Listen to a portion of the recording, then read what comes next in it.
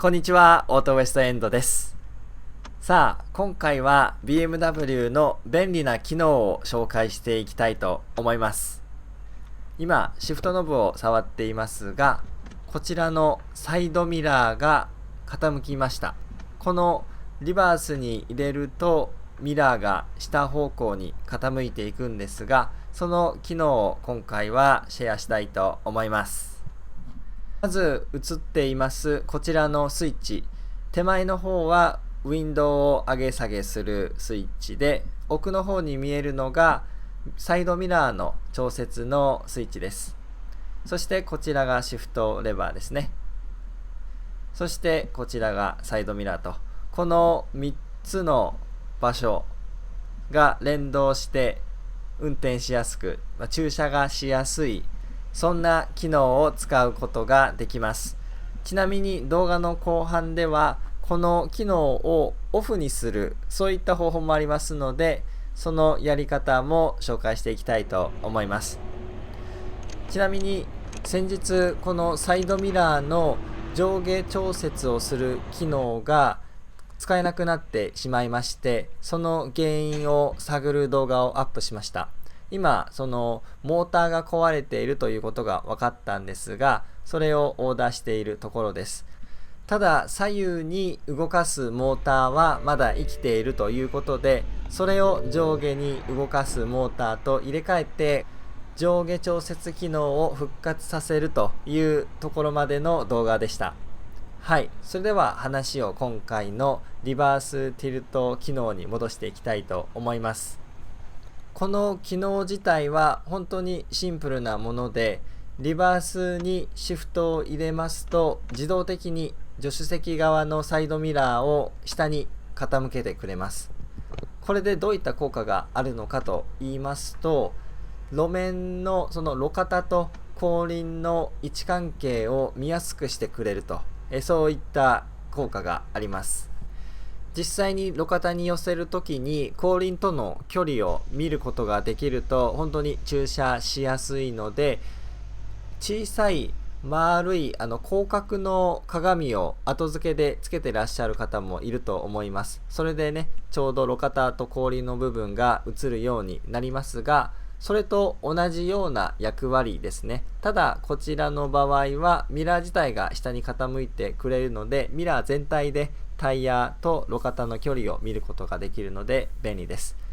映像の方はもうすでにリバースに入れてミラーが下に傾いている状態になっています。ドライバーの目線で見るとこんな感じになります。映像の方では少し小さいので、今から拡大した映像で説明していきたいと思います。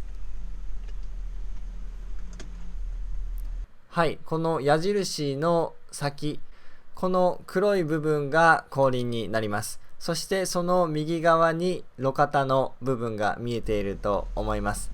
そしてこういう風に実際に目で見て距離感がわかるので、割とギリギリまで寄せていくことができます。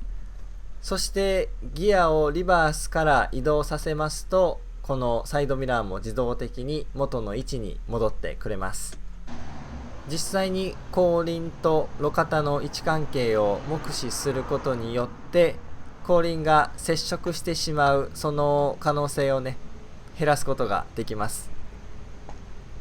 ということで、この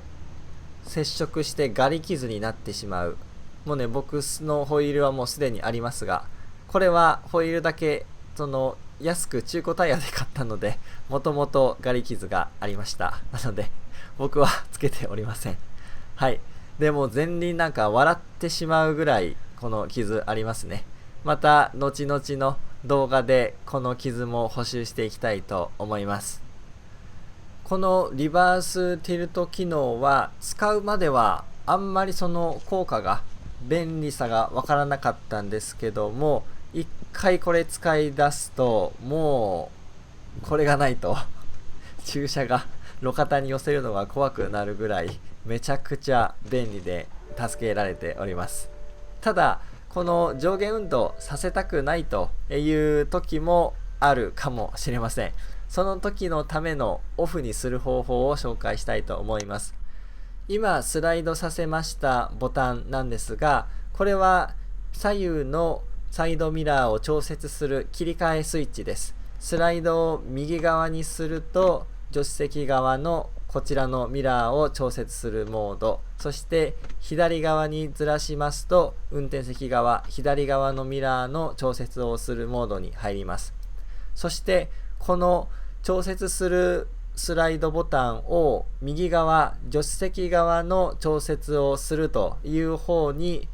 ずらしますと、このオートティルト機能がオフになります。ちなみに今はシフトをリバースに入れた状態で、その左右を選択するスイッチを交互にずらしています。左側にずらすとオートティルト機能が発動して下に傾き、そして右側にするとその機能がオフになり元の位置に戻る、そんな仕様になっております。